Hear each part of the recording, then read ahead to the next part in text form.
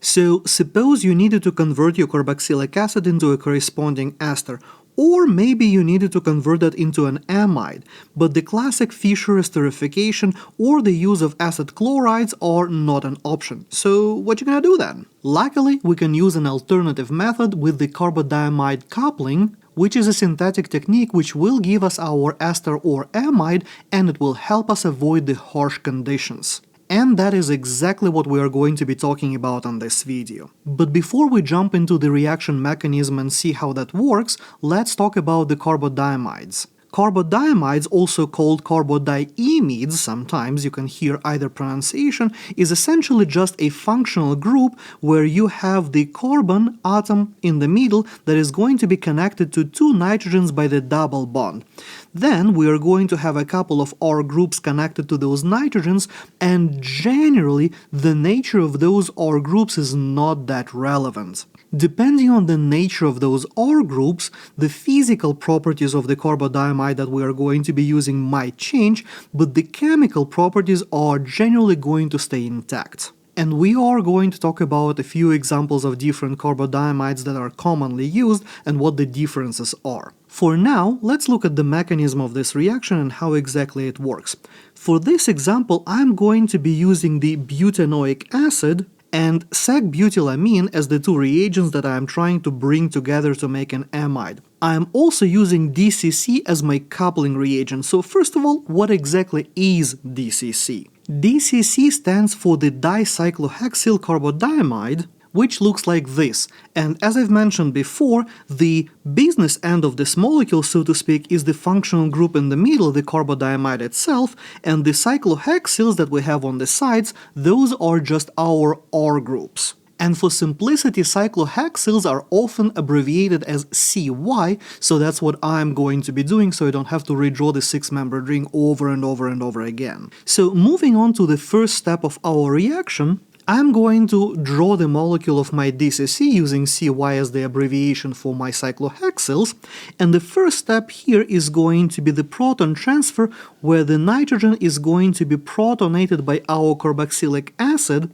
giving us the carboxylate anion, which is this species, and our protonated DCC, which is this guy over here. Now, because the negatively charged carboxylate is nucleophilic and protonated DCC is electrophilic, well, those two species are going to be attracted to each other and they are going to immediately react with each other. So we are going to show that the oxygen of our carboxylate attacks the carbon of the carbodiimide and the electrons move onto the nitrogen like so, giving us this monstrosity of an intermediate. And the whole point of this entire reaction, of this entire first step, was to take our OH of the carboxylic acid and convert that into an excellent leaving group. And that is exactly what this monstrosity of a group that we have on the oxygen is. That part with the DCC, that one is just a very good leaving group. And now, once our carboxylic acid is, so to speak, activated, we can move on to the next step where we bring our amine. And so once I bring my amine in, which is a nucleophile, we're going to see a nucleophilic attack from the nitrogen onto the carbon of the carbonyl of the carboxylic acid with our newly formed awesome leaving group, which going to give us our tetrahedral intermediate. Then we are going to kick our leaving group out, giving us our almost finished amide and the leftover of the carbodiimide, which is going to quickly deprotonate our intermediate, giving us our amide, and the leftover from our DCC, which will quickly tautomerize into the keto form, because that one is a little bit more stable, but we don't really care much about that part. It's just a co-product, a waste if you like.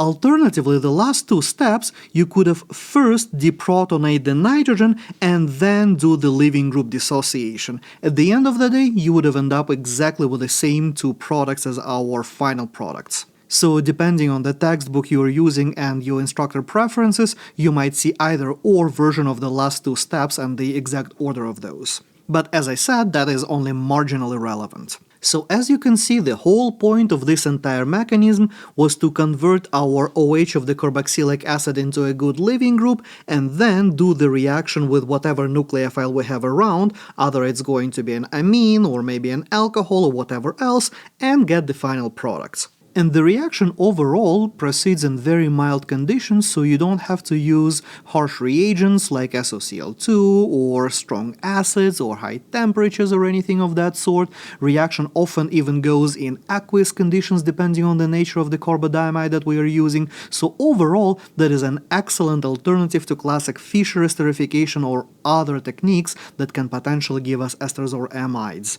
Now, talking about the different carbodiimides, we have already seen DCC, which stands for dicyclohexyl carbodiimide, which is a solid compound. It was one of the first one developed for this type of reactions. It is easy to handle, but unfortunately it is not always the best choice depending on what we're trying to accomplish.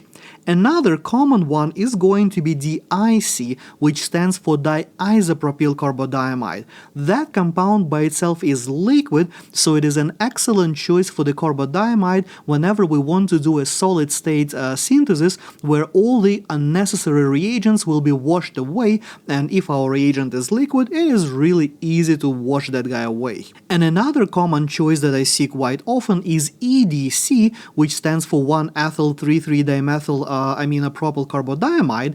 That guy is water-soluble, which is ideal for cases when the starting materials are water-soluble, but the product is very hydrophobic, so it doesn't get contaminated by all the reagents and everything else that we might have floating in our solution. So here are three examples showcasing this type of chemistry.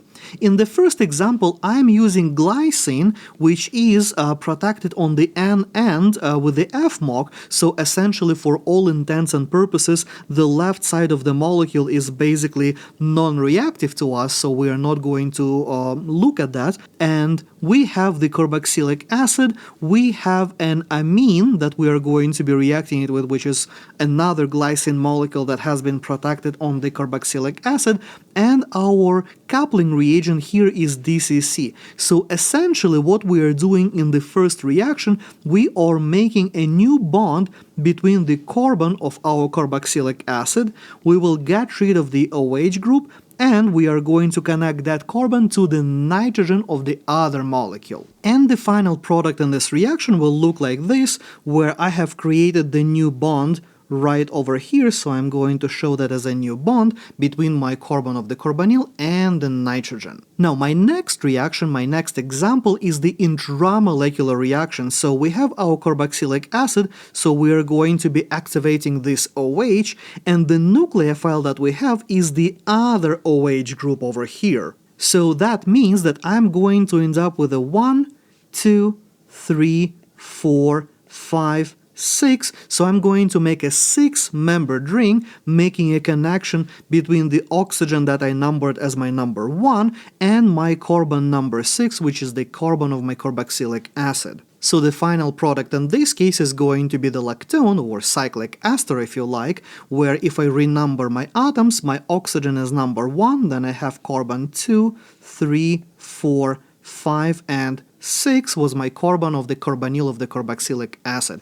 So the new bond that I have just created here is between my oxygen number 1 and my carbon number 6. So that is my new bond over here. Now, my next example is also going to be an example of the intramolecular coupling, and in this case I have a Zwitter ionic compound where I have this negatively charged carboxylate, I have a positively charged amino group, and I'm using EDC as my coupling reagent. Because my starting material is a very polar compound, it is going to be water-soluble. Likewise, EDC is also going to be water-soluble, so we can do this reaction in aqueous media, making a new bond between this nitrogen and the carbon of our carbonyl. giving us the final product looking like this, and the new bond that we have just created is right over here. And look at that, the final product is very non-polar in comparison to the starting materials, so chances are in this case our final product will just separate out of our aqueous media, and it will be super easy to isolate that molecule out of the aqueous media, and we'll get the clean product right away. So while from the chemical standpoint, from the perspective of the mechanism and how this reaction works, it really doesn't matter which coupling reagent you're going to use, and as a matter of fact, most likely in your class you're just going to be using DCC regardless, but in any case, we can use DCC, DIC, EDC, doesn't matter. From the chemical perspective, that is exactly the same deal. From the physical perspective, that is a little bit different, and different coupling reagents might be more useful for one style of a reaction versus the other style of a reaction, depending on what exactly you're trying to do. And also, while I didn't show the mechanisms for these reactions here on the screen, I do encourage you to draw the mechanisms and make sure that you know how to do that, because practicing the mechanism is always going to be an important practice for the exam, since, things like that can show up on the exam, and if you're prepared, you'll know what to do. And as always, thank you for watching. If you have any questions, let me know in the comments below, and I will see you next time.